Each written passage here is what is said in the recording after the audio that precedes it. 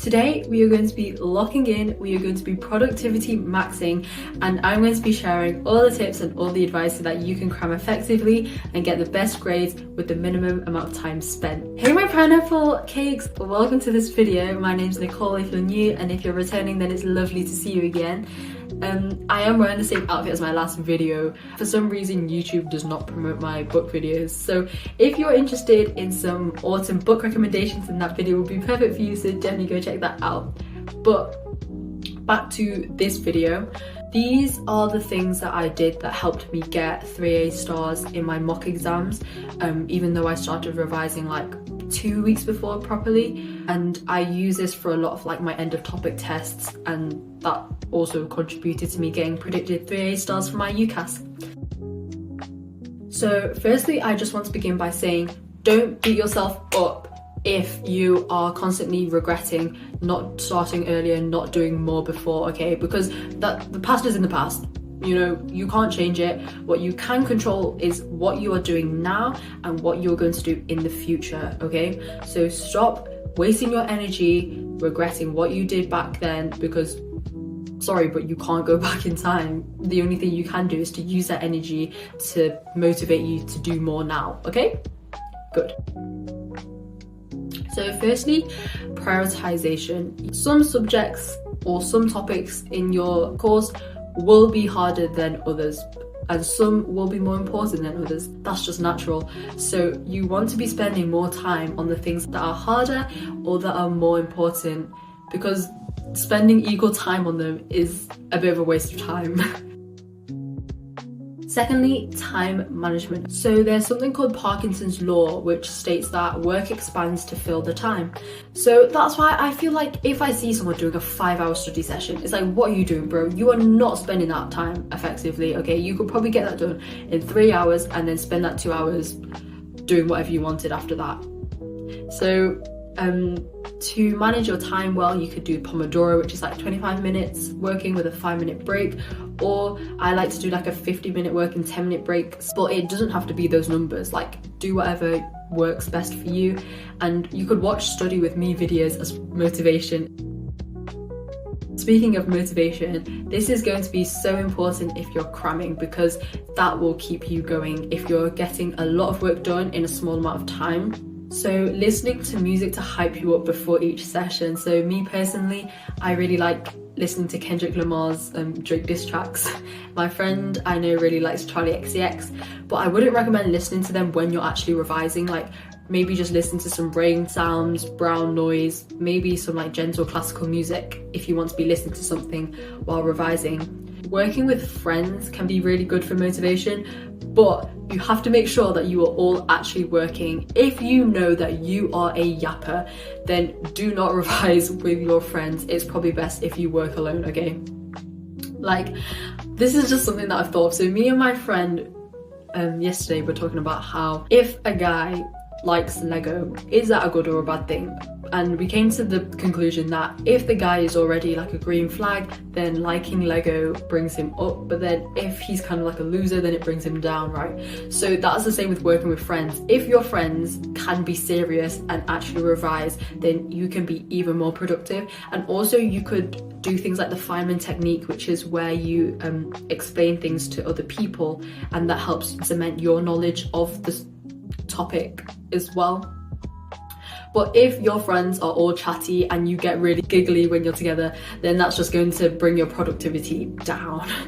So be honest with yourself. This is one of my favorite tips. So if you are really serious about locking in and getting stuff done, work in a place that you haven't been before, because your brain has like place associations where subconsciously it will assign like a purpose or a role to a familiar environment. That is why working on your bed is so bad, because your brain knows that that is where you sleep. So if you are revising in your bed, then it's like conflicting purposes, you know, revision or sleep. So that's why it doesn't help your revision that much, and also it impacts your sleep, which isn't good either.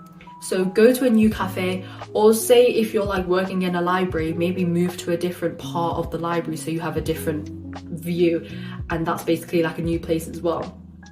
And so if you actually work hard in that place a couple of times, then your brain, every time you go, it will just automatically, I can't click, it's a bit embarrassing, but like it will like automatically get you in the mindset, get you in like the mood as well to revise properly. So that's something that I would really recommend. And then obviously giving yourself some small rewards throughout. Get yourself a sweet little treat, you know. For optimizing productivity, some of the best tips I have are working during your peak productivity. So for me, this is like from 7 till 9. I have never woken up at 5 o'clock to do work. So if that works for you, then that's great, but do not feel like you have to. You know, during sleep, when you have your circadian cycles, I think you have a similar thing during the day called your ultradian cycles. And broadly, it's like a 90-minute peak, and then you have like a 20-minute dip, and so it follows this cycle throughout the day as soon as you wake up.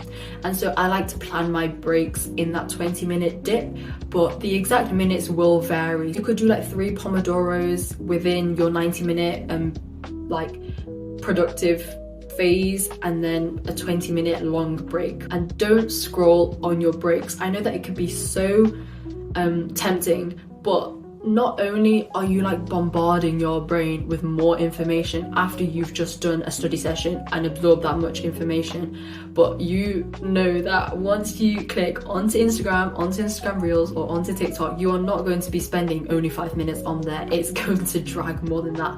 So don't scroll, go outside for a walk, journal, do some pondering, I don't know.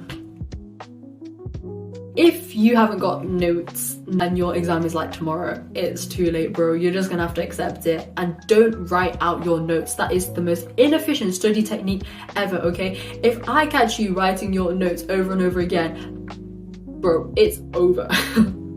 But yeah, we are active recall maxing, okay? So my favorite is flashcards. I love them so much. And so the technique that I would use is, if you've got paper flashcards, then you can sort them into piles. So when you go through them, you can have a confident pile, an easy pile, and a difficult pile. So if you're confident with it, you get the answer right immediately, throw them away, don't need them anymore. Unless you need it for like a future test, then keep them. Easy pile, maybe go over it like once or twice, and then the difficult pile, you need to be reviewing them quite a few times. Likewise, if it's like online flashcards, you can color code them like red, orange, green, and then aim to have all of them green. If you haven't made flashcards, maybe check out Quizlet or something. Like, I think there's quite a lot of pre-made flashcards on there.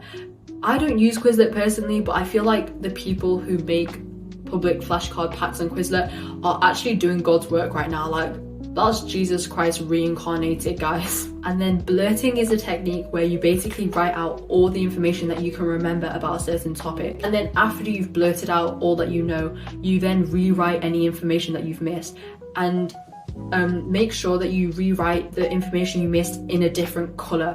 I feel like using colours helps remember things a lot more. And then this is like, I don't know if it's like a secret tip, but basically when you're blurting or doing flashcards, so you're reading the information, right? And when you're writing out the answer, I want you to be, if you're in a public place, you can't be saying it out loud, but like moving your lips and like murmuring the answer as you write it. I feel like that really drills it into your head, because not only are you reading the answer, you're also writing it and you're saying it out loud. So it's like triple reinforcement.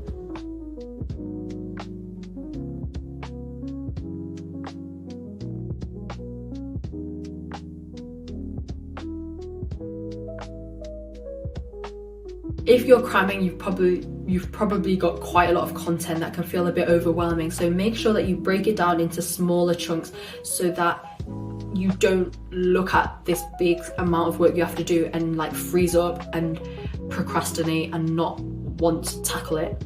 So also adding each small bit to a to-do list, so that it might look like you've got a lot on your to-do list, but you can also tick them off a lot quicker. And then each time you tick something off, that will give you a dopamine boost, and that will make you want to keep going.